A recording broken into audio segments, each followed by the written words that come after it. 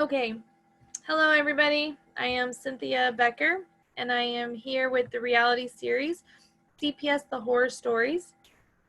And today I am interviewing. How do I pronounce your name? Is it Elissa? It's Elissa. Elissa. Okay. Yeah. Do you want to go ahead and introduce yourself? Like I was saying, I am 8 years old. I'm a former foster youth myself. I did a lot of bouncing around as a young kid with my mom, and then kind of like landed back in Arizona, and that's where I spent a lot of my teenage years, I guess you could say. But I was in foster care, and I had I guess you could say, house of terrors type of childhood growing up. And so I didn't like live the average for, a younger girl. So when I got out on my own, I didn't make all of the right choices, but I always wanted to find somebody to like care and love for me. So I ended up getting with my youngest children's father while he was incarcerated, and that was my real first relationship. So it ended up turning out to be very violent and bad, and that's why I'm technically in California now, because he was released from prison, and the fear of what he did to me while we were together kind of like, it overwhelmed me so much that I literally packed everything up and I left to California in one day. Like, I didn't waste any time. I put new tires on my car and I left, and I didn't know what I was going to do when I got to California, other than one of my best friend's mothers ran a daycare and she offered to let me live in her home. So I took that as like the green light to change my life, and show my kids that this isn't the way that we need to be living. We need to be happy. Mommy needs to be happy every day. So I talked to my oldest son about it, and he was happy. He wanted to go, and so I thought it was a good idea. But what turned out to be the start of something great spiraled completely and utterly out of control. And that's when, I lost my kids, and I started losing my mind, and I lost my jobs, and I lost the place that I was staying, my stable living environment. And like, I kind of been living like a bum. I might not look like it, but that's because I feel like I have to keep an appearance, not only to make myself believe like there's going to be something better. Like, whenever I do see my kids, I don't want them to see me looking like all no makeup and not put together how they usually are used to seeing me. But I can't even look at myself in the mirror when I do my makeup anymore. Like, literally, I do it without the mirror because I'm so ashamed of myself, and I literally like look in the mirror and hate who I see, because I'm not that person that I've been made out to be. So instead of going with the punches and being able to land on my feet, I literally like just belly flopped. So the fact that I have no family, I'm a foster kid myself, the fact that I had a bad story in the, because DCFS can go to state and find records and evidence. Mm-hmm. And that's what they did. Went all the way back to Arizona to when I got taken from my mother, and the allegations before I ever was really taken from her. And they twisted that and used that as a reason why I can't have my children, and I knew that there was something wrong with me and my kids, because we were all a little emotionally like all over the place when it came to our moods and stuff. So when I got to California, I literally, within the first week, I had a job. I was on, DPSS, being able to get, my daycare for my kid. My son was in school. It wasn't until about like the third month in when I noticed like I still wasn't happy. Things didn't seem right. And my oldest son kind of seemed a little off too. So I decided to talk to his counselor at school about, getting him services, actually all of my children. And during that time, I had a referral with the elementary school And I was already enrolled in services, which I still am enrolled in services. And I can honestly say out of my 28 years of life, or at least 20 of them being thrown to counselor, to psychiatrist, to counselor, these two women are the only people that I've ever really honestly trusted with my whole story in my entire life. They're amazing. And sorry. It's okay. Let me pause you. So just so I can kind of organize and start your story, let's go back to when you were a kid. Yeah. You said that you're 29 right now? 28. I'll be 29 this year. Okay, 28. Sorry. Your phone is still a tiny bit on the fuzzy side. So it cuts out a little bit.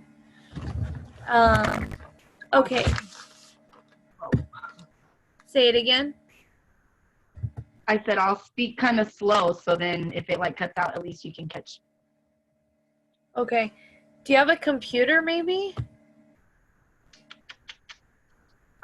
No, my problem is Wi-Fi, like where I'm at, it's not like good Wi-Fi. So I'm kind of just like tethering between the two. And to be honest with you, like I don't really have like my own home. I'm at someone else's house so that I can have it quiet, because I would not be able to do this outside in the street or at McDonald's, you know? Yeah, no, I totally get it. Okay. Let's start off when you were a kid. You said that CPS came into your life when you were a kid. Yeah. I was like in first grade and I went to school and I said that I got abducted by aliens and that they were probing me and all this stuff. So my teacher like freaked out and called CPS on my mother. And these weren't aliens, they were grown men that I was talking about, you know, but I didn't know how to explain them to my teacher correctly, you know, because I was told not to say anything at all, but I just couldn't help myself but not tell on what was going on with me. But my mom back then in the 90s, DCFS would just turn their heads completely if everything looked pretty on the outside, you know? So DCFS got called on my mom quite a bit due to the fact that I never acted like a normal little girl. You know what I mean? I was always a little more advanced and like too grown for my age is what I was told. But that's because my mom was like receiving stuff for guys to have like, you know, sexual intercourse with me growing up. And it got so bad that like I kept running away and getting in trouble. I would call DCFS on my own mother to come and have them remove me and my little brother and sister. And I just couldn't leave my youngest brother and sister, you understand, because I felt obligated to take care of them because our mother was obviously not capable of doing it because she was more involved with herself and her boyfriend. So I ended up being their mom for like a long time. I literally was in 5th grade going to my little sister's parent-teacher conferences, like 6th grade going to her parent-teacher conferences. You know, she put me through a lot and she always, you know, begged me to be there and stay with her. My mother did. Like I was her best friend and I should just accept everything, you know. And so for years I didn't deal with any of it. I just like pushed it down, where I ended up, you know, basically bottling it up where it never existed. And instead of taking care of it, I just ignored it. And I grew up and got with a rapist, pretty much my oldest son's father. You know, he did the do with me while I was completely knocked out cold, you know, and no waking me up at all whatsoever. Like I didn't even wake up for a whole other day after that, after him coming in there. And that's how I got pregnant with my oldest son. Let me pause you really fast. So you had said that your mom was having other men sleep with you? Yeah.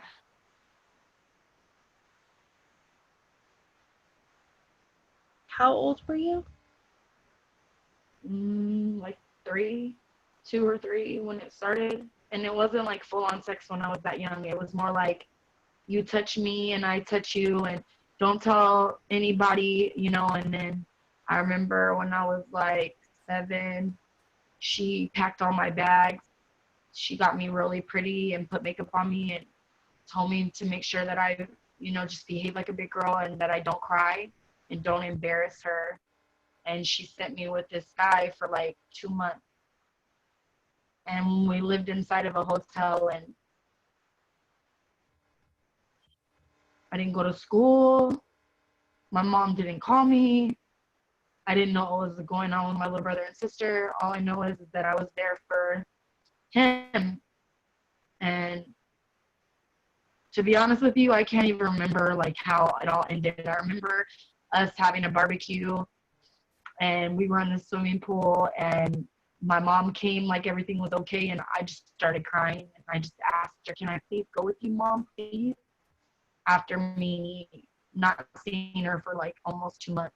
So I never really trusted my mom after a certain point, but I kind of like wanted her to love me, and I wanted her to apologize, and I never got it. So I got a fake. Go ahead. was your mom using you as like a job? Was she Yeah. getting... She even thanked me one time. "Thank you for what you're doing. You're helping take care of us since your dad won't." Where was your dad? He was in Missouri. I have 3 older brothers, and I don't know anymore if I told the story or if my mom fabricated it, but my mom took my dad to court to get custody of all of me and my siblings. But come to find out, my mom was a bad mom when my brothers were younger, and I'm literally 7 years younger than the youngest boy. So there's still a lot of space. Them 3 are really close, literally 2 years apart from each other, born in the same month. So they grew up with each other. They grew up way differently in the country. You know, they're like nerds, kind of, you could say. You know, they work on cars and so on and so forth. And let me pause you really fast, just because the connection is getting really bad, and I really want to hear you. Is there a way that we can use your friend? You said that you're using your friend's hotspot. Can we try their phone? Yeah, he said that I can, but I have to like download Zoom, and then I'm gonna have to type in. Is there a way that I don't have to click the link to get in here to the thing, because I can't find my Gmail on his phone? That's fine. I'll help you. Okay, great. Let me stop. Here, let me see. I think. Okay, we are back on. So for anybody who is just joining us, this is being continued. Yeah, continued from a few minutes ago. We had some technical difficulties, but now we are back on and doing much better. So I'm kind of just gonna review of what we've already discussed. So you said at the age of, and I cannot imagine how difficult it must be sharing this, so I want you to first know how much I appreciate literally the bravery it takes to share this information, because it's not just with me privately. You know, you're allowing people to realize that, number one, what happened to you was wrong, but also that for the women out there that may not know it's wrong or may feel that it's their fault or that they can't tell anybody or that they have to keep it in, like you're speaking you're the strength for these women. And so I know you might not feel that way, but like what you're doing right now is absolutely incredible, and I feel very honored that I get to be the one that you share it with. So thank you. I really appreciate it. You're welcome. So, okay, you were It's just embarrassing, you know, but I don't know what my purpose is in life. I don't think I ever have until I had my kids, and I felt like that missing big old hole that I was like trying to figure out what it was, and I was trying to fill it with all these other things. Like my kids felt it, and even though I wasn't really sure how to be a mom or how to, like, I guess you could say, teach them how to be polite and to be able to obey, you know, the people instructing them as far as teachers and so on and so forth. I didn't have any of that. I mean, like, my mom told me the only thing I'd ever be good at is laying on my back. So I didn't get that support and love, encouragement, and, you know, I tried sports and I tried to do everything to get to come to my school and just support me, you know, and show me like I had somebody that wanted to see me like follow my dreams. But I'm 28 years old and I admit to myself now, like, I don't ever think I really had any dreams because I was too busy just trying to make it through the day, that I didn't really think about my future, like even if I was going to have one, you know? So I feel like I'm a sore, like, in the middle of the room, and everyone's just like, get it away from me. So even though I'm a people person and I can speak very well, and I graduated valedictorian of my little itty bitty high school after being expelled and kicked out of every other high school in our town, city, pretty much county, because I was just so misunderstood, I guess you could say. And I wasn't like a sexually promiscuous girl growing up either. I was very timid, but I was loud, you know, like I was loud, but then when boys would give me attention, I would get really nervous and scared. I didn't have my first kiss until junior year of high school. So, I mean, for most girls, it's like in junior high, you know, they get their first little peck or whatever. Like, I was too scared to even like let a boy get that close to me, let alone touch me. And that was all because of my insecurities, because of my mom. You know, I just wasn't like that. I was really just trying to find a family and a home, Right. because mine was so broken and messed up, you know. I'm sure. And then I still never found it, other than me having my children. They were kind of like my saving grace, if you could say so, because before I had my oldest son, which I've never really admitted this to anybody other than the people that know me and they've been around me, like, I was using drugs pretty heavily, even though you couldn't tell. Like, nobody knew because I maintained so well, you know, like I really didn't. I was going to school, I was going to college, I had a job, I had my own apartment, my own car, and I was only, you know, 19 years old. But I got it off of dirty money. Like, it wasn't all from my job. You know what I mean? Like, I like to I like the rush of things. And I wasn't a parent. I was still freaking a kid, for God's sakes, you know? So everything that I did, it was just to feel something, to feel wanted, or, you know, Right. like accepted in a way, because I never really have ever been accepted due to the fact that I've bounced around a lot. I've never been able to set my roots anywhere Right. and like have a foundation, because my mother never gave that to me until I was a little bit older, but by then it was too late. I was, you know, partying and smoking weed and, you know, just indulging in things that I knew weren't the best for me. But like I said, I wanted to be fit in somewhere. I wanted somebody to want me around. And I wanted to definitely stay out of my mother's house. I get it. you know.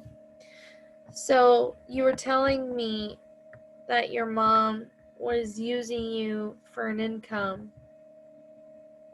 and To support her habit. I mean, she needed somebody to support like her usage of drugs and stuff like that.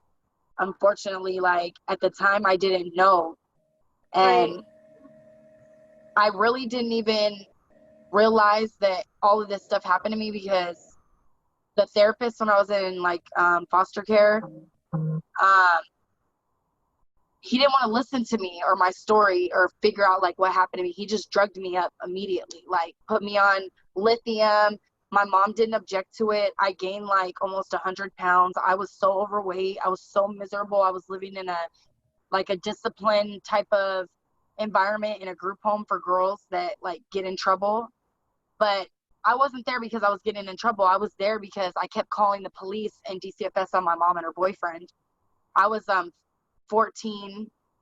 You know, I started calling them when I was like 13 and a half because when I told my mom that her boyfriend was touching on me and telling me that the Bible told him that I was supposed to love him and honor him and all this stuff, she didn't listen to me. She like didn't care. So I went like a year and a half trying to dodge my mom's boyfriend and him touching me and my little sister, which he never did, but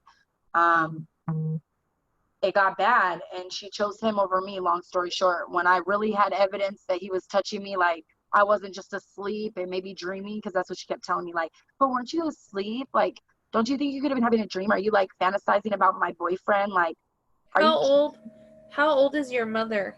My mother is 53 now, I believe. So 28, 48. So she's not very much older than you. No, not really. But 20 something. my mom's father was a full-blown child rapist. Like that's my grandfather, and he had like full-on sex with my mom for like I think she said 8 or 9 years until she started her period, and she told her cousin, you know, and supposedly my grandma knew about it. So it's kind of like the cycle just rolled over onto me, you know. And my grandma, when she gets really drunk or whatever, like she'll tell me, no, your mom's a whore, she slept with your grandpa Des, which is my grandmother's second relationship after, like, serious relationship after her husband. Because after her husband, she was like really into herself, job, nose job. She was dating all kinds of like different men, you know. My grandma was like, I guess you could say, what is it, like Audrey Hepburn, you know, she's all like really beautiful, you know, and she would say that my mom was jealous of her. So it was a lot of back and forth when I was growing up with them too, you know.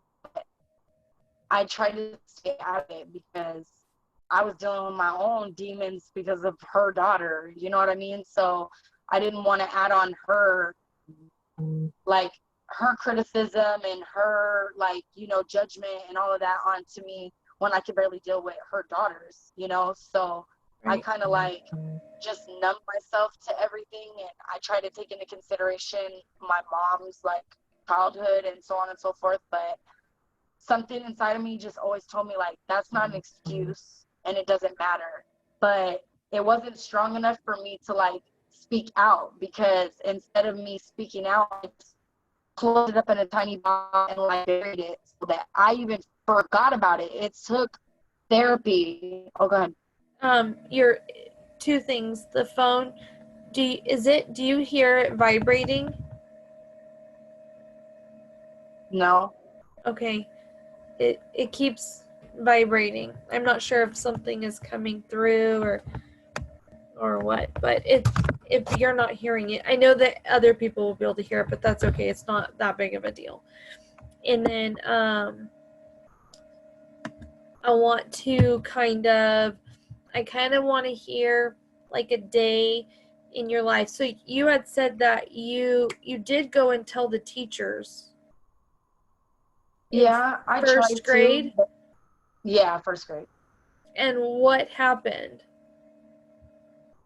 They just called my mom and told her, and she laughed and she said, well, you know, Elisa's really good at telling stories. I mean, she is only 6. I mean, can you really take a 6-year-old, man, I sound just like her. I want to slap myself in the mouth right now. I sound just like her. Oh, I'm sorry. Excuse It's okay. me. I'm so sorry. But yeah, that's exactly how she, literally, her voice and everything. I just sounded like her right now, and it bothered me because that's one of the things that I've been trying not to be my whole entire life is her. And I feel like I'm ending up just like her, except I'm not purposely causing these things to happen to me, like how she was doing for herself and her kids. Right. I'm just like a victim of circumstance, and I'm trapped in like a cage trying to like explain, look, this isn't really me. I'm trapped in my mom's body. That's how I like envision it. I know it sounds kind of crazy, but I try to rationalize things in my head so that I can like process them and get them like, out of my head and not have to like dwell on it so much. I'm learning that in therapy because I literally never tried to deal with my problems mentally and emotionally, I should say. So, but yeah, like. So when you would come home, did she whoop my tail? She whooped me so bad that I was bruised from about 3 inches above my hip all the way down to my knee. She beat me very badly. And then the next day I went to school with the skirt on, and I guess supposedly I pulled my little skirt up on the bus, and I showed the bus driver, which I don't recall those things happening. I do remember the bruise, though. I do remember the beating that I got with the bruise.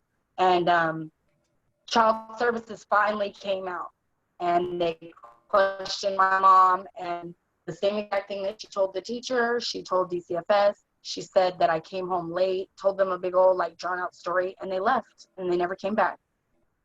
They didn't even talk to me.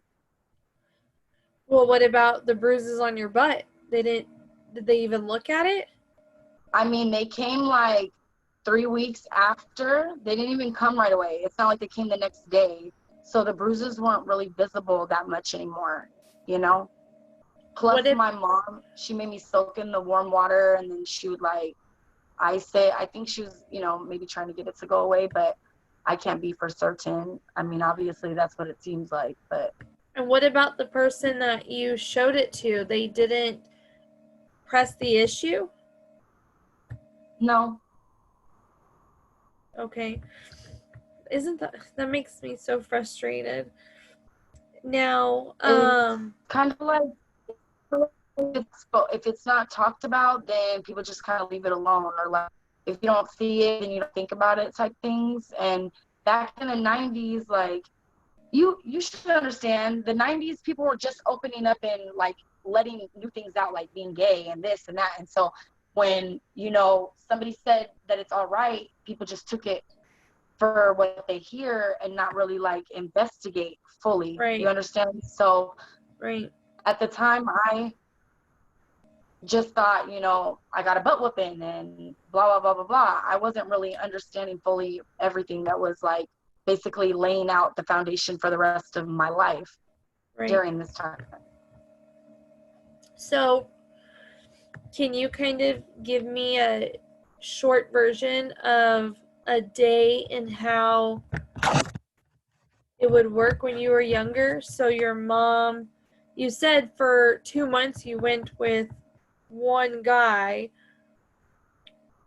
Besides that, was it multiple men or was it one man? Long-term stays, there was 2. Like I really didn't notice what was like going on. Like I told you, I like try to mask everything and put a blanket over it until I was like 13 and a half, when my mom's boyfriend's friend told me to my face, that I'm paying your mom and them to get you in about a year and a half, right? They're just seasoning you up. And I looked at him and I was like, what did you say? At this time, I was already mouthing off to people and adults. So I had like a bit of an attitude problem. So I automatically snapped at him like, what are you talking about? I wouldn't go with you. You're nasty. Like, you're a nasty old man. His name was Eli. Uh-oh.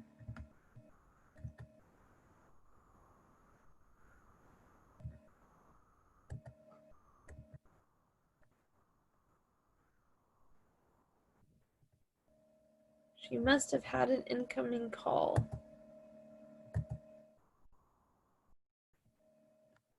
Okay. Yeah.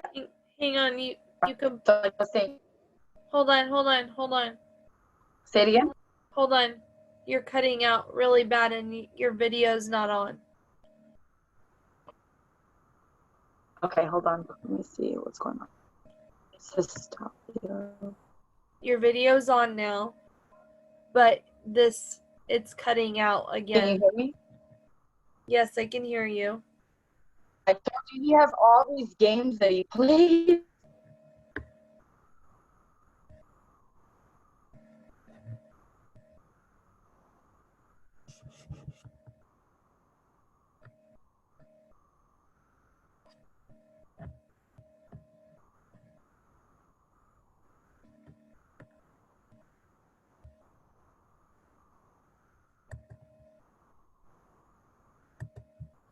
Better now? I can't hear you. You can't hear me? Now I can hear you. Okay. Your video keeps freezing and the audio. Hold on, you.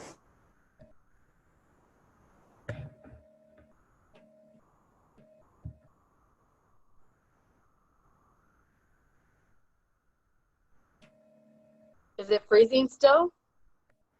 It just went like off and on, but now you're on. Okay, cool. But the sound, the audio is breaking up a little bit.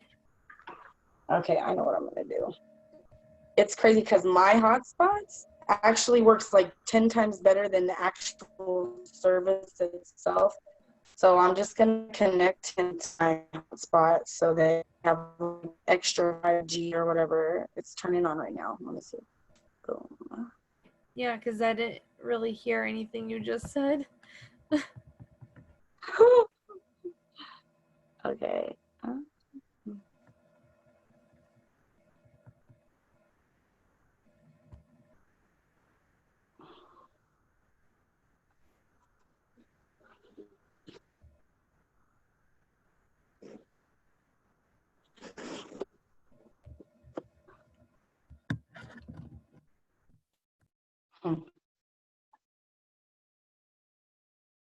Okay, is it okay now? We'll see how it goes. Okay, so you were telling me, I had asked you, was it multiple men? And you said when it was long stays, it was 2. And you had mentioned that. Yeah, and then the guy Eli I was telling you about when I was like my freshman year of high school. That's when like the floodgate of what happened to me when I was younger like kind of opened up, and I guess you could say it kind of was having like, I don't want to say like visions like how they say psychic people have, but like I would have flashbacks when certain things would happen where I would kind of like remember certain things, you know? And I questioned my mom because, to be honest with you, I really don't know exactly how many men it was. I can remember multiple like times where it was 3 different ones, 2 long stay ones, and then like I was doing like this like hypnosis like therapy with this other lady when I was in Arizona, and she was trying to help me like kind of bring back some of my memories that I had like, I guess you could say, put a brick wall up over it. And so like I started remembering certain things. I mean, I just know for pretty much my whole like childhood up into my like going into my teens, I was being sexually assaulted. My little brother's dad, he used to put masks on and like come in and like act like other people and like do weird stuff to me. And the first time I ever said anything about that was to my grandmother, and she was drunk. She immediately called the police, and when they came over, she like was so intoxicated that I don't think that they really they thought she was just drunk. So they took the report and they left. You know what I mean? So Yeah. all I know is that I've been crying out for help about this stuff happening to me since as long as I can remember, but I've been ignored pretty much. And I've been to doctors. They sent me to the children's hospital where they did exams. I probably had 5 different checkups down there when I was younger growing up because of all of the sexual trauma. And it actually affected all of my pregnancies because I had so much sexual abuse that my cervix was so badly scarred that I could not have babies naturally, that I went 2.5 weeks overdue with my oldest son just because my mother told me, if you can't have a baby naturally, then you're not a real woman. So I risked me and my son's health just to prove her wrong. And I ended up having to have an emergency C-section because my son was in my stomach, choking himself pretty much to death. So I can't really give you a specific in detail date. A lot of it's a blur to me, to be honest, because I still low-key try to forget about it. I don't want to have to really deal with it, especially with what I'm going through right now. Right. I feel like go ahead. How long did it last then? 11 years. So from when you were 3 to 14? Almost 4, yep. That's when I went into foster care, when I was 14 years old. That's when they literally took me from my mother because I was running away. I kept running away and I kept calling the police on her and her boyfriend. And finally my mom was just like, I don't want her here. She's too much. And she sent me to a group home that was literally 15 minutes away from the house. Okay. And I lived there for about a year. And tell me how that was living in a group home. Well, I got verbally abused by the staff members when I couldn't sleep, or I had to watch girls slice their wrists open and shave off their eyebrows and pick out all the hairs on their eyelashes. I literally was around all different types of females who have been through things just like me in a way, except a lot of their parents, they weren't as bad as my mom. I literally have not heard a story where my mom has not topped them in a way, you know what I mean? Because I've been locked in a closet. I've been left home alone for a long time. I mean, I had to learn how to cook when I was really young. I could make me a peanut butter and jelly sandwich, cereal, a ham sandwich when I was 4 years old. Literally, I'm in the kitchen pouring my cereal on a chair. I had to call 911 for my mom multiple times because she's epileptic. I literally was her nurse, her sister, her best friend, her money, but I never was really her daughter. So I just basically, like I said, I've been my whole life denying that part of my life and trying to just be better than her, Right. And so I don't know, she's, just so everyone knows that is listening, she's still doing horrible. Now she moved back in with her mother, Hold on, because so she's doing bad. You're cutting out, so we missed that whole thing you just said. As far as just so everyone knows, when I said that? Yeah, I heard that part, and then I didn't hear anything else. Well, I was just basically saying she's suffering greatly right now. She's back because she got clean for a little while, but it wasn't for us. You know what I mean? She just got clean because I think she was tired of it or she couldn't afford it anymore. I don't know exactly what had happened, but I know she was sober for a little while until she got with the man that she's been with since my little brother was 2 and he's 22 now, or 21, I'm sorry. So they've been together a very, very long time. And he's the one that got her back on drugs. But she's strung out on meth and heroin right now. And none of her kids really talk to her.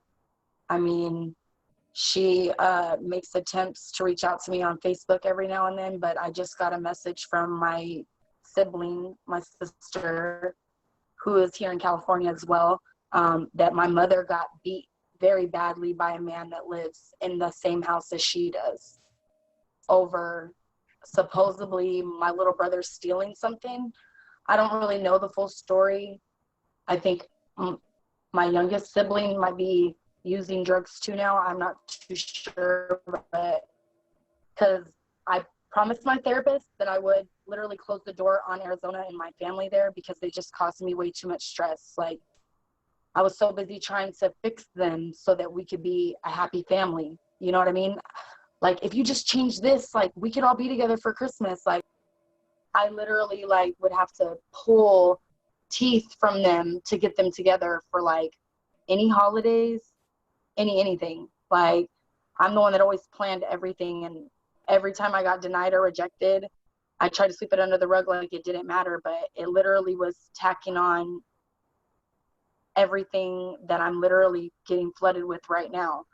And I wish I would have dealt with it, because I'm so overwhelmed right now that I'm failing miserably. And I know you had said, and I think it's significant because you added this part when you said that she didn't get clean for you.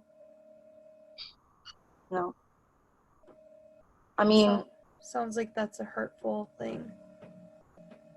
I mean, she didn't do anything for me. She would buy me presents and then take them back the next day to cluck them, you know? She embarrassed me. I literally didn't have a birthday party, an actual party. Like, we had a camcorder, and on my 3rd birthday, she videotaped my whole birthday party. That was like the last birthday that I ever celebrated and had an actual party and happy birthday, blah, blah, blah. None of that. And for a while, like, she was doing Christmases and Thanksgivings and stuff like that. But as soon as like she got hooked back on drugs, probably 3 years into dating her current husband now, she just gave up. Like, he told her, you don't have to do anything, I'll take care of everything. And she stopped cooking, cleaning, taking care of herself. Like, it was bad, you know? And I could tell at the start that it was going to end in like chaos. And exactly how I called it, that's exactly how it ended. They both started on drugs, and the anchor to our family was dying of cancer, you know, and she left me to take care of him. I was laying right next to my great grandfather right before he was taking his last breaths, and we called the hospice people to come and get him.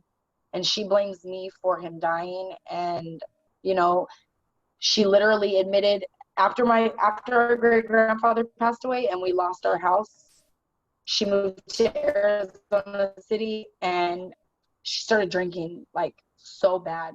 And it was so bad that she was going out into the middle of the street and pulling her pants down and, you want to F my man, and you've been trying to take over my life all of your life. Like, I'm already grown. I've already had my oldest son. She was saying all of that to you? Yeah, this is when I was 22 years old. I had just gotten with my youngest kid's father, and we were at the house because his family didn't like me and my family really didn't like him, but they were more tolerant of him at my house because my mom was on drugs and so was her boyfriend, and everything was out of control. So I kind of went in and took over, you know what I mean? And she just was so overwhelmed with me being back because I was in another state for a while. I came back like that quick into her life and came right into the house, and I seen what was going on, and I tried to take reins on my little brother and sister because they were so out of control, and I got told that I wanted, and I was being bullied. You guys are just saying, yeah, well, it froze because somebody jumped off, but I didn't know. Okay, but I can't understand anything. It's cutting out really bad.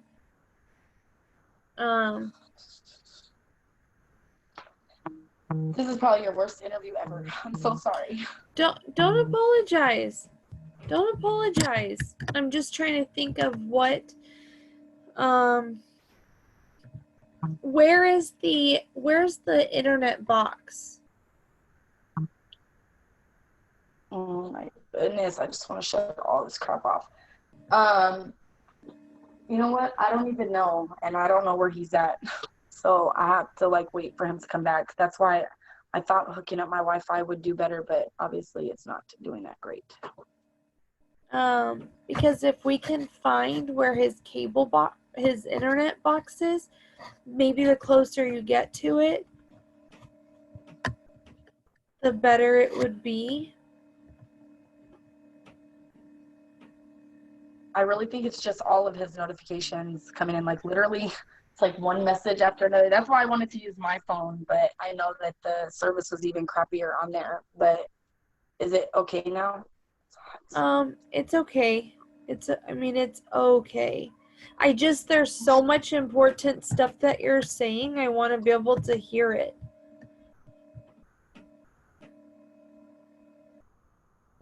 So,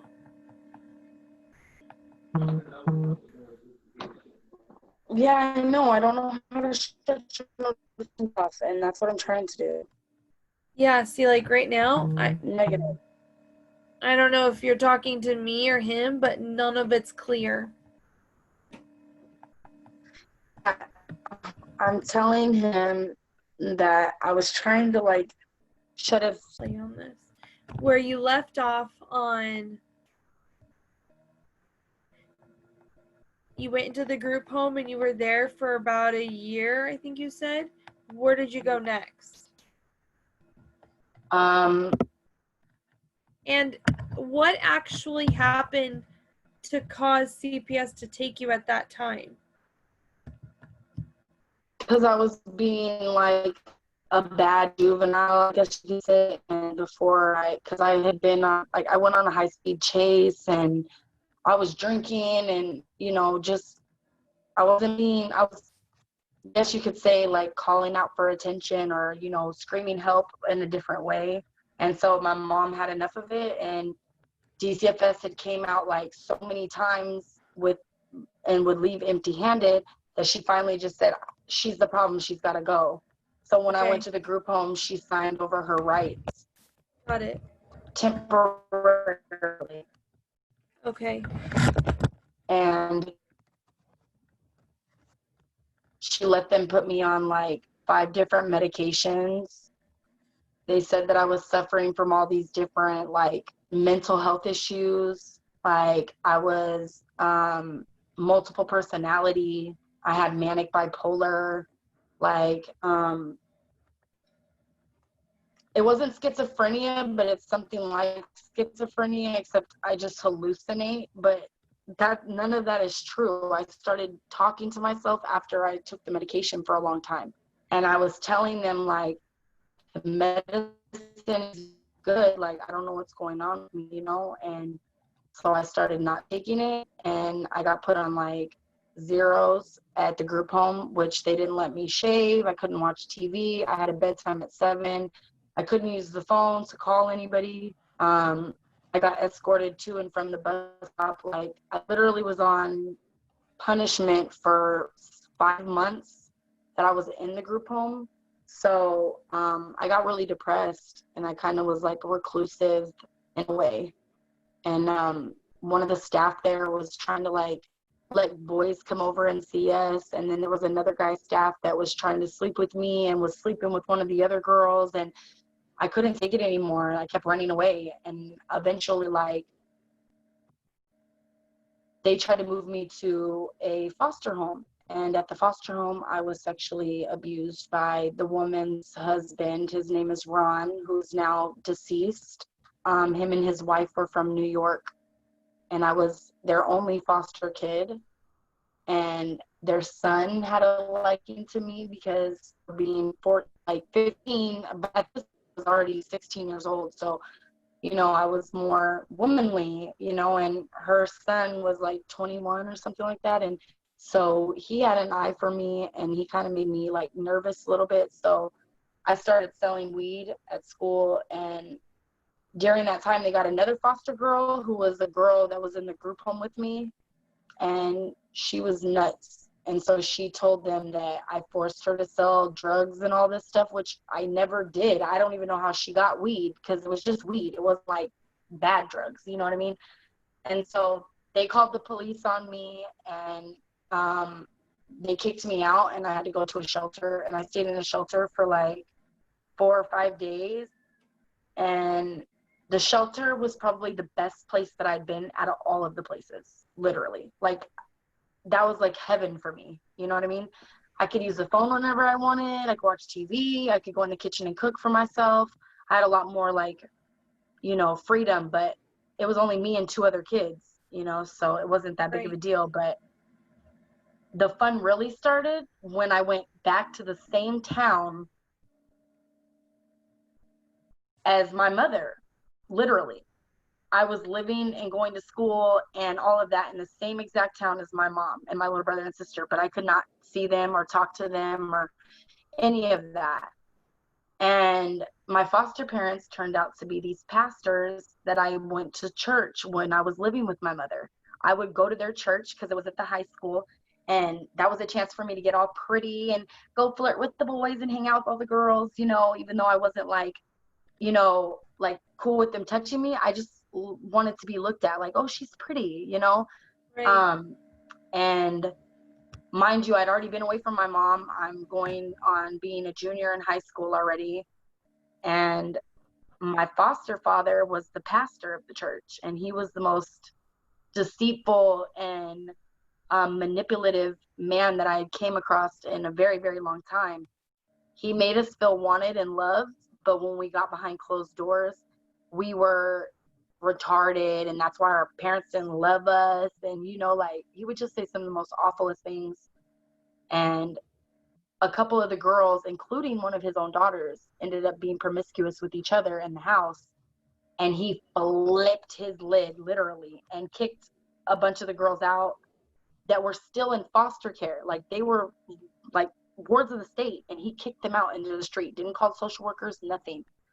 And one of the girls there I had gotten very close with, she ended up having a heart surgery, open heart surgery. And I was there for her the whole entire time. Well, I told her I was going to run away because the pastor and his wife were abusing us and nobody was doing anything about it. And I was telling my social worker every time I would talk to her, she was from Africa, and she would tell me, oh, Elissa, this is the best we can do for you, you know, like in her accent. And I would just like stay silent on the phone. Like, I cannot believe this woman is telling me this. And I'm telling her, like, there's stuff that's not supposed to be going on in here that it's going on. So instead I ran away. And I ran away with the girl who had just had open heart surgery. She was probably like 3 weeks fresh out of the hospital. And we took off. And the police were like literally searching everywhere. They had like a helicopter, and they were like on us, you know. And she gave herself up because she still had so many years to, like, you know, transition out.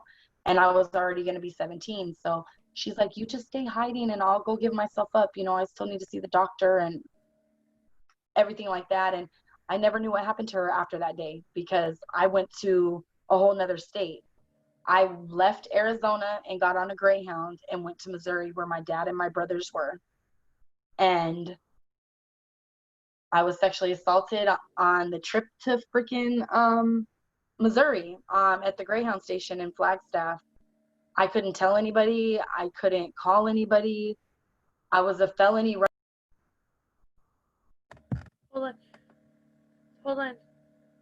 Can you hear me? Can you say something? Can you hear me? Yeah, that was weird. Oh, because it said host muted and unmuted. Like a little box popped up on my screen. Can you hear me now? Yes, but I didn't touch anything. Okay. Wow. You know what? I feel like, I don't know if you believe in God or not, or if people that are tuning in are spiritual. I don't really fall underneath a religion. I just consider myself, like I said, spiritual, and I believe in a higher power. I know that there's something greater than us. And I feel like the opposite forces are really trying to stop me from telling my story, that they're messing with the phone. they're messing with the connection. The phone's over. Absolutely. I really feel like the odds are stacked against me, and that my story, they don't, whatever it is, doesn't want it to be heard, but I'm not going to give up. And just like I promised my kids, like, I will die before I ever give up. You know what I mean? I would absolutely agree with you. I know how Satan works. Trust me. And I feel like it's like literally because I'm shaking really bad. My face is hot. I feel like I'm having a panic attack in a way, you know what I mean? And I kind of just want to in a paper bag. I don't know why. It's not like anything you're doing or anything anybody's doing around me. It's just, Man, I don't know if I'm like allowed, but do you want me to pray? I mean, we can pray. I mean, Right. it's like something that I say no to. Okay. God, I just ask, Lord, that right now you handle this situation. Lord, I ask, Father, that you just please allow our services to connect. I ask that there's no more interruptions. I pray, Lord, that her sound just works perfectly fine, that we're able to hear her all the way through so she could finish. I ask that you just give her a peace that overwhelms her, Lord. I pray, Lord, that you remove the feeling of being irritably hot. And I pray that she could just take a deep breath. And I pray, Lord, that she just feels completely wrapped and immersed in your arms and just at peace and relaxed so that she can finish telling her story. And Lord, I thank you for the opportunity to be able to do this right now. In Jesus' name, amen. Amen. Thank you. I know it might sound like I'm lying or fibbing, but I got chill bumps. Like all over. You know, but yeah, pretty much like. So tell me what happened at the station, the Greyhound station. I got laid over in Flagstaff for like 9 hours. And this was during the winter time, and I was in sandals and like these ripped jeans. I just started my period. I had no money. I had a little phone through like, what was it? It was one of those prepaid cell phones you got to buy minutes for off of a card, and then, you know, Right. to be able to call my dad, because at the time my father was on federal probation, and he had the bounty hunters kick in his door and tell them, like, if you help assist your daughter in fleeing the state, or if we catch her here in Missouri, you're going to go to prison for a long time for aiding and abetting a juvenile runaway. You know what I mean? And my dad was like, I wasn't here for my daughter for way too freaking long. You guys are going to stop me now. So Wow. he sent me a ticket, and I never even told my dad about what happened in Flagstaff. I kind of like just acted like it never even happened. But a man that diesel blew up on him on the freeway actually seen me crouched behind the trash can of the Greyhound station in the snow, shivering and like rocking back and forth, like mumbling something to myself. And when he approached me, like, I freaked out on him. And instead of him like, you know, whoa, what's your problem? He's like, I'm not here to hurt you. It's okay. Do you need help? Like, you're bleeding, you know? And I didn't even notice that there was blood on the bottom of my pants, and like my shirt was ripped at the top, and I kind of was in shock, you know? And he said, it doesn't matter. Whatever happens to you, if you don't want to talk about it, it's okay. He's like, please let me take you and get you inside warm. There's a diner across the street. I want to buy you dinner. And I immediately told him no. I was so nervous. I was like, no, I'm okay. I'm not hungry. Like, I just want to stay right here. And he walked away from me and came back with the phone and a jacket. And he wrapped the jacket, like he kind of like tossed it a little bit because I think he was nervous on me.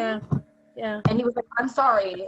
He's like, I just want you to have some, you don't have any jacket. You're out here in flip-flops. And, you know, like, I immediately just started crying. And he's like, I have somebody on the phone that wants to speak with you. And I was very hesitant to take the phone, but something inside of me, my instinct said to take it. And it was a woman. And her voice just kind of like immediately filled me with comfort. And she was like, I don't even remember her name. That's like how bad my memory has gotten over the past few years. But she's like, my husband is laid over because of an accident with his truck, and he said that he's seen you and you looked very shaken up and alone. I know this might sound weird, but he's a goofy man, and we lost our daughter a few years ago, and he says that you kind of remind him of her, like, just by seeing you, you know. I didn't know that he had seen me get off of the Greyhound bus and go in the Greyhound station and go to the vending machine and not have any money. Like, he actually seen me before I ever seen him. So he knew I was alone and all of that prior to all of this. And that's what made him say to her, like, she kind of reminds me of our girl. And she said, I would really appreciate it if you would just go and take the hot meal. Me and my husband would feel very, you know, like, appreciative of you to just accept it. You know what I mean? So Yeah. I said no for the first like couple of minutes, and then she's like, just go, it's okay. And I did. I walked over there with her on the phone, and we sat down, and he did exactly what he said. I ordered whatever I wanted off the menu. I ate. He gave me $20. He bought me a stuffed animal and a writing notebook, and we said our goodbyes. And I never ever seen that man or talked to him or his wife ever again. But I think they saved me in a way that made me get on the bus, because I don't know where I would have been at. I was coming down, like, I was high and I was coming down. So I was like really skittish and stuff. And I don't know where I would have been at if that man wouldn't have walked into my life and fed me and, you know, helped me like bring myself back, you know. Oh yeah, and he had bought stuff to clean myself up with. You know, he had bought me a t-shirt and like a first aid kit and like some like baby wipes and stuff. So I was able to go to the bathroom and like try to straighten myself up.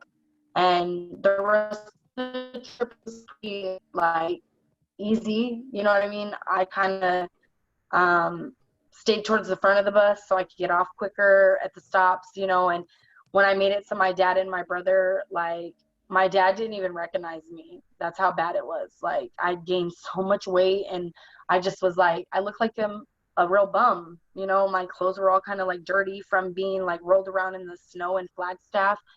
So the first thing my dad did was like embraced me. And I've never like had a real relationship with my father, because my mom just always painted a bad picture of him. And after fighting for so many years, like, he got exhausted and gave up.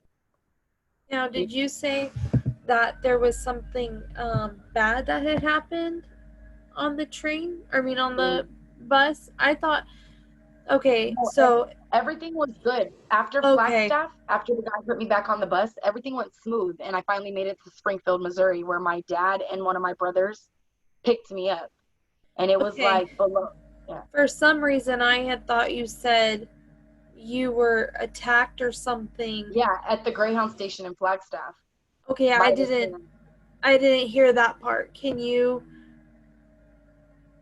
Yeah, so I got on the bus in a town in Arizona. It was a small town. It's called Casa Grande. Okay. And the bus took me to Flagstaff, where we got laid over for about 8 hours. And it was like around 5:30, no, like 5:30 in the evening when we got dropped off. Well, the layover ended up being like the whole entire night. So the next morning is when the man found me next to the trash can in the snow. During the nighttime, I had went outside to smoke a cigarette, and the guy hit me with like a block. He hit me with something. I don't know what it was now, but I'm thinking that it had to be like a rock or something.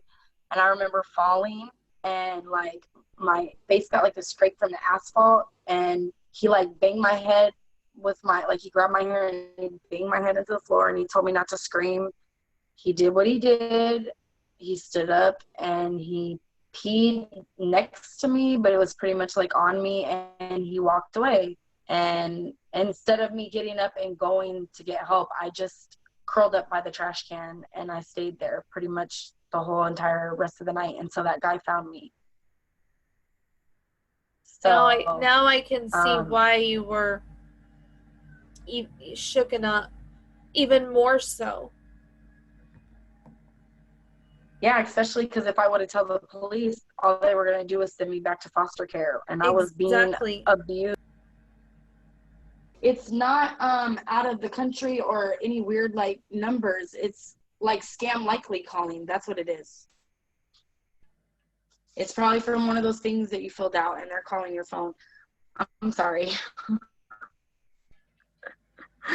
I swear to you, I have the most interesting and boring life at the same time. It's ridiculous. Like, I'm overwhelmed with like the most insignificant things, and I'm like, you've been through so much and you're letting this get to you anyway, you know what I mean? Like I was saying, back to, you know, being on the bus, and I finally made it to Missouri, and I kept it a secret about what I went through. I didn't say anything. I just seen my dad gave me like $50.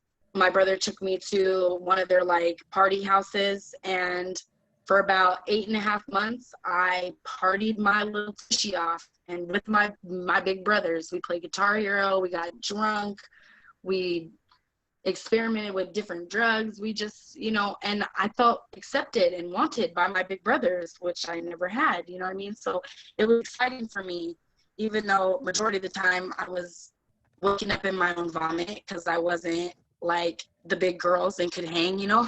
I was lightweight. So when my brothers finally seen that I was getting out of control and they were telling me to stop, I like rebelled. I'm like, F you guys, I'm grown now. Like, I'm gonna do what I wanna do. I'm gonna get drunk. I'm gonna have fun. And guess what? I'm also gonna start having sex. What about that? You know, and it's because I was hurting, you know, and they never really ever accepted me as their little sister. I was kind of always like the outcast, the black sheep. And I just wanted my brothers to accept me, you know, and I didn't understand why they didn't until I grew up a little more, you know, because I was completely different. I was like an alien to them. Like, I was street. I was about, you know, like being in the streets and, you know, streets and having my own agenda and my own clock. My brothers weren't like that.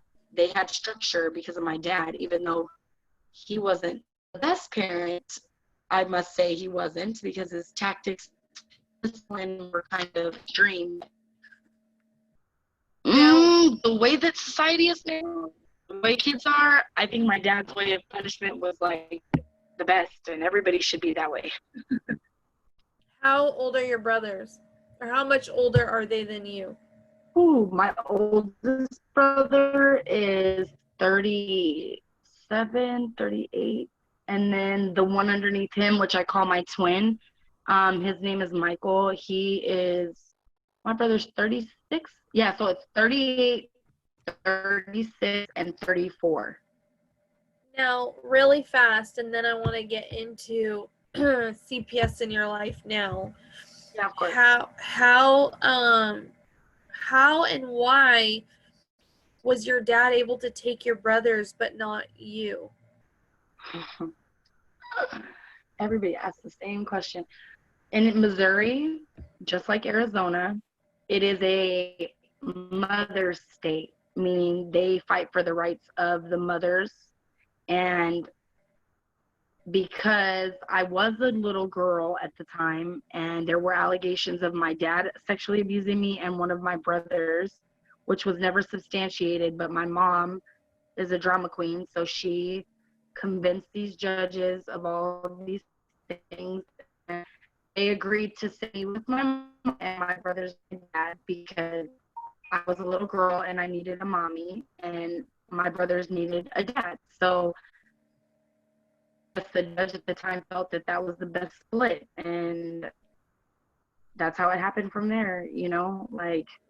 And the crazy part is I've never seen my dad get emotional or actually like anything. And it took my last visit with my oldest son visiting my father, which was like 3.5 years ago, when he broke down and cried in front of me. And he told me, "I'm so sorry, princess, that I didn't continue to fight and be strong.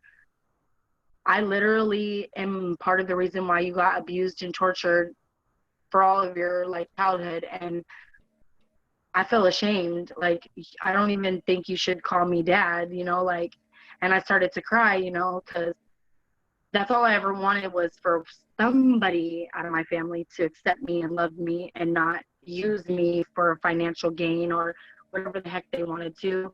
And my dad basically admitted like he was too coward to fight the state, you know what I mean, and Yeah. prove beyond a reasonable doubt that my mother was fit. And so he broke down and he started crying, and he like, I'm so sorry, princess. And like, that was the first time that I ever felt like my dad really understood and like loved me for the messed up me, because he used to call me a hood rat and tell me like I was trash and that I was just like my mother and I wasn't going to be amount to anything.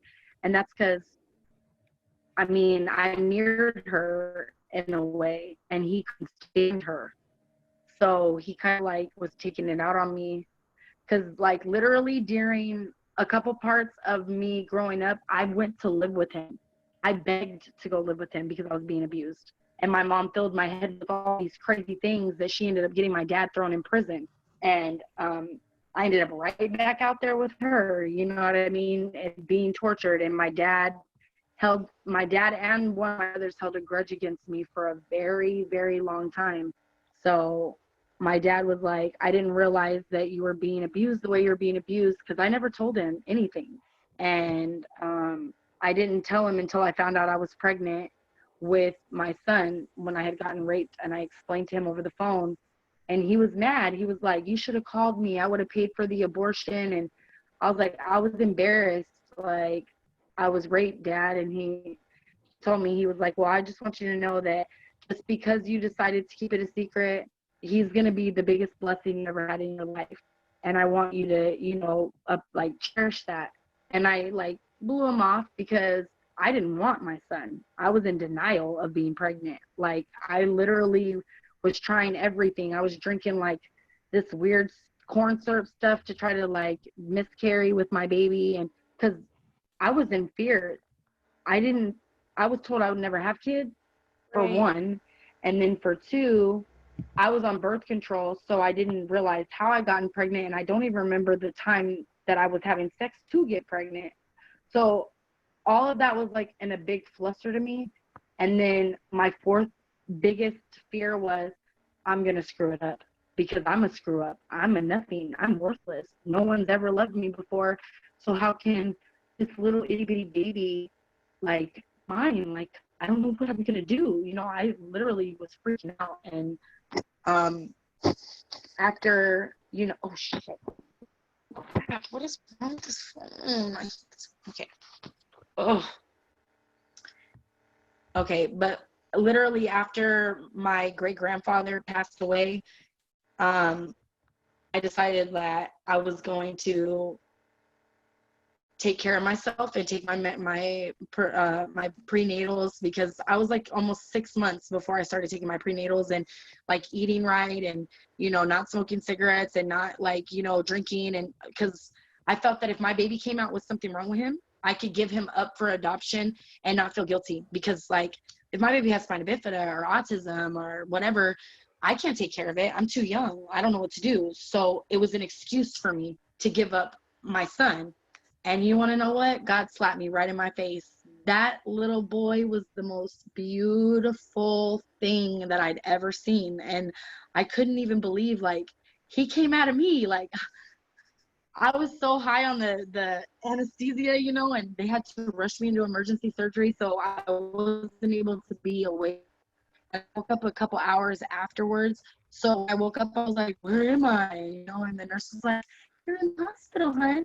And you gave birth to a beautiful baby boy. And I'm like, what? Where am I? You know, I'm all discombobulated. I'm rubbing my face. And she literally comes over and she pulls me out of my bra to breastfeed my son. And she touches this little baby that's like all like skin, and you know, he smells so good. And he just like literally like attached himself to me as he was nursing, and I could just feel his little hand like squeezing my arm, and I just started crying. Like, I was so filled with such guilt and beating myself up for what I did to my baby.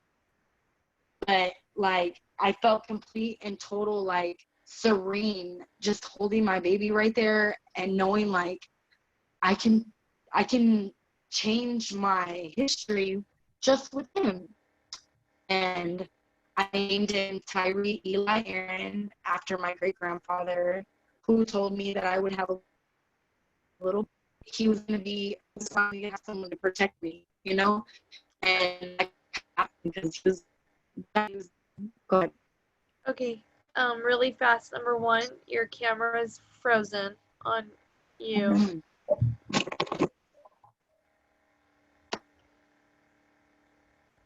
Oh my Jesus. People are going to be like, this is too long. I think we need to shut her mouth. Okay. I'm sorry.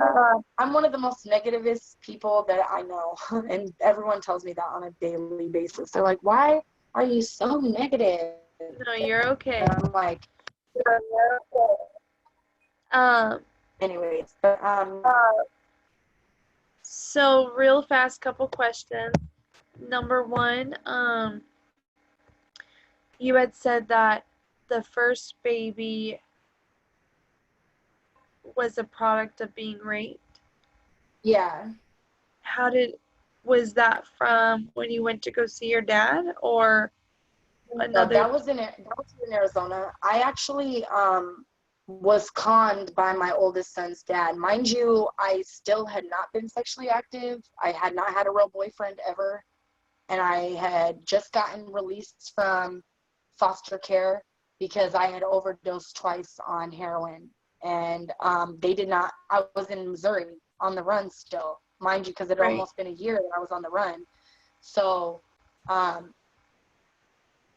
was tired of being here. I was tired of living. I was tired of being hidden because I was on the run. And this guy told me that he could show me how to get high better, you know, and he was shooting me up with China White at the time. That's what it was called. That's like pure heroin. And he ended up going to jail a couple weeks after, like, I really started, like, you know, okay, come shoot me up, you know. And I did it myself, and I immediately overdosed. I gave myself way too much and went to the hospital. They pumped me full of charcoal, got me back breathing, asked me a bunch of questions, and put me right out of the hospital because I wouldn't answer any of them. And I was a juvenile. The next day, I did it again, and I ended up right back in the hospital. But my older brother found me in the shower, unconscious. And like, he had to put a towel on me and wrap me up, and they took me to the hospital, and they like gave me like those defibrillator thingies on my chest, you know, and they brought me back, and literally like an hour later they put me outside in a wheelchair, you know. And I was like, I can't do this anymore. So I called one of the guys that my mom used to make me live with when I was little. He's passed away now. His name was Carl. He was one of the only men that never did anything to me, but he would still pay my mom. He would take me with him, and I would go to his construction works, and like, he basically was my angel, my guardian angel, because he never once touched me like that. He was actually in love with my mother, you know what I mean? And because he was in love with her, he tried to save me, you know. And I called him from Missouri, and he was like, well, I'm going to send for you, but I'm telling you right now, you better not come on that bull crap, girl. Your mama's telling me everything you've been doing. And he didn't even know the real story. You know what I mean? Right. So let's got on a Greyhound. Oh, sorry. It's okay. Let's jump to how CPS got in your life with your children. Well, I mean, the first time or this time, because of domestic violence, I got both of my youngest kids removed from my care in Arizona, and I immediately got them back because I was on top of my game. I was scared that dad was going to kill me. So if I didn't do everything and say anything to get them back, I was going to end up dead. And I fought DCFS in Arizona, and I won both times. I had my son days later and took him from me in the hospital. I out of the hospital, went to the CPS meeting. It was a CFT, a child family team meeting, and they gave me back my kids under the care of his great-grandmother. And I was going to classes, and I was taking care of everything I needed to take care of. 5 months, me and my husband were in a apartment.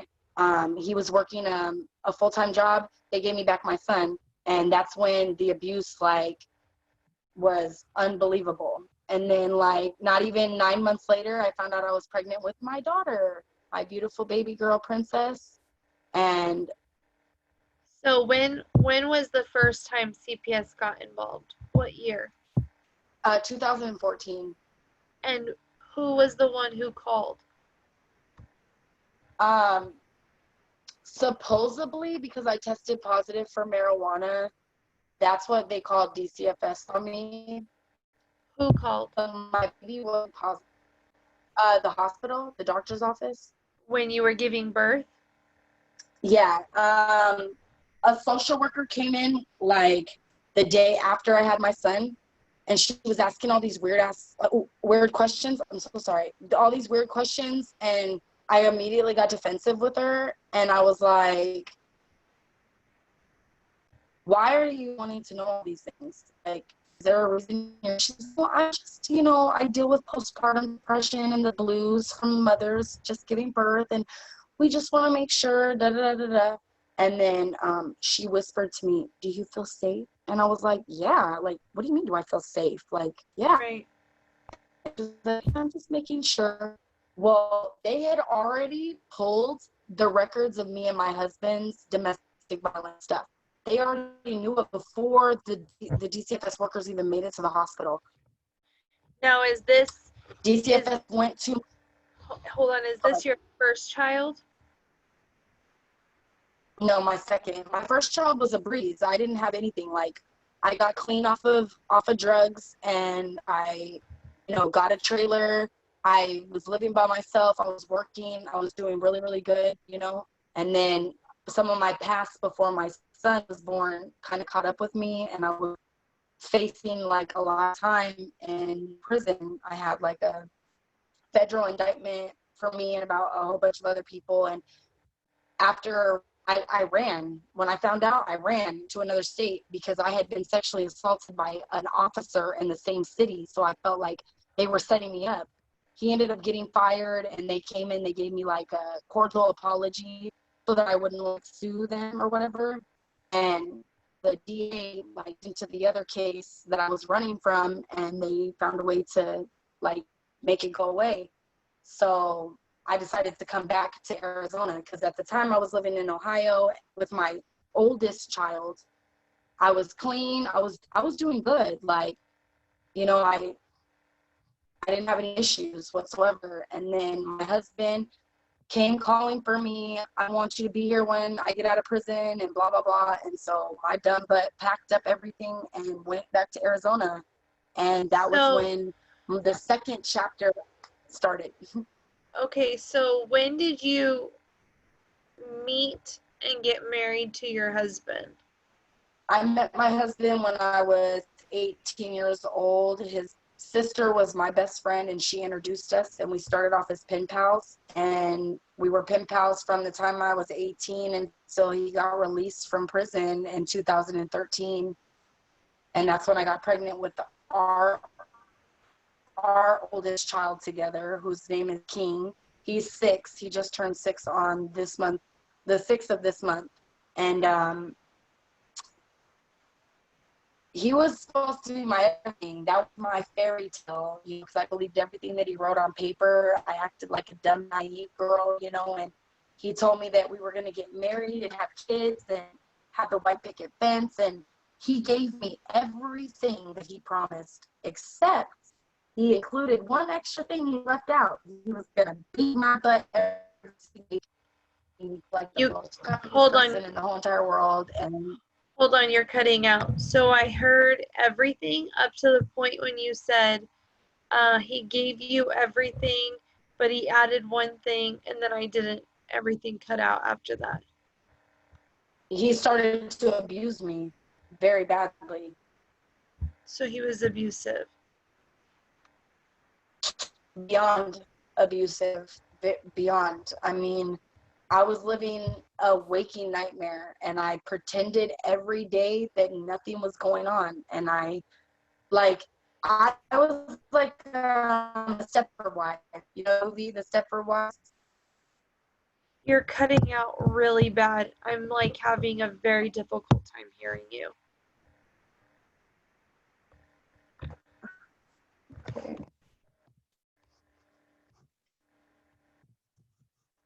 Remember when I asked about the internet box? Did you ask him where it was? No, I did.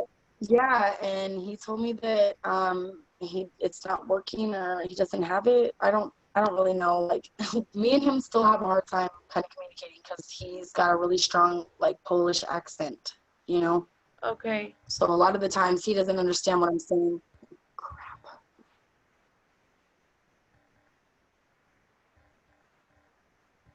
I'm going to turn this off and see if this works. I'm trying everything.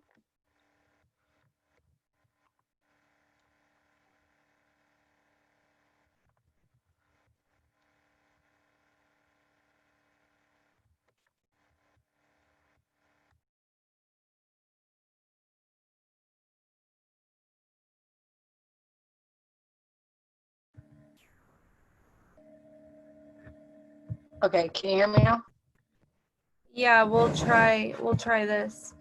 So you were saying that he gave you everything that you asked for and he was abusive. What kind of abusive was he? I mean, he started out basically the very first three immediate ones. He was physically abusive, emotionally, and most definitely verbally abusive. He was just like your average,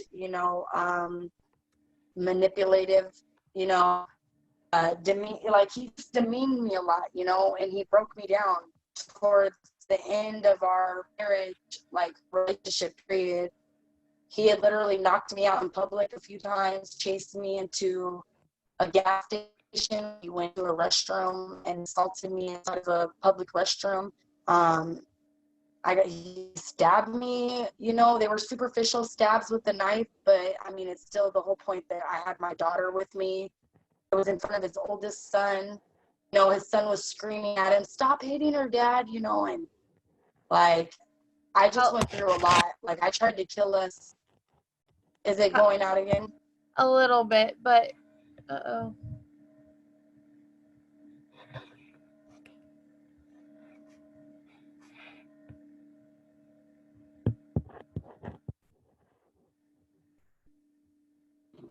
It keeps saying host something meeting. I don't know. Like, it keeps saying the host. So I don't know.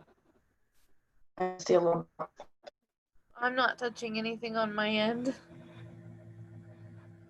I don't think you are. I don't know. Like I told you, T-Mobile and all of the cell phone networks, they're like, I don't know, they're on a fritz right now. I think maybe it's just because of everything that's going on with the pandemic and the protesting, which is still going on here in LA every day. So, but yeah, basically, like I was saying about my husband, I told him that I didn't want to marry him after we had our son because I had caught him cheating on me and I was doing some really like off the wall stuff. Like I tried to commit suicide and he came and tried to save me from the hospital, and all of this stuff has been documented, and DCFS in Arizona had gotten all of that documentation about all of this stuff. So how long were you married for? I'm still married technically. I'm having a hard time getting a divorce because of some other issues legally, but we got married in 2014, August 26th of 2014. And he actually forced me to marry him that day. He said that if I did not marry him when he wanted to marry me, he would never ask me again and we would never get married, meaning what I told him when he was in prison would never come true. And that was for me to be a wife and with father and like basically like It's cutting out what so it's bad. Can you hear me? Yeah, I can hear you perfectly. I can't hear you hardly at all. Do you want to try maybe maybe if there's like a Starbucks or something by you where you can get better service. Where am I? I was gonna say, yeah, I think there is a Starbucks right up the road. I'd have to walk over there though. That's the only problem because I don't have my car. Actually, was stolen from me out here in LA twice, so Wow. I don't have a car anymore right now. Okay, I'm just trying to think because it's so bad. I'm so embarrassed. Like I just thought this was easy.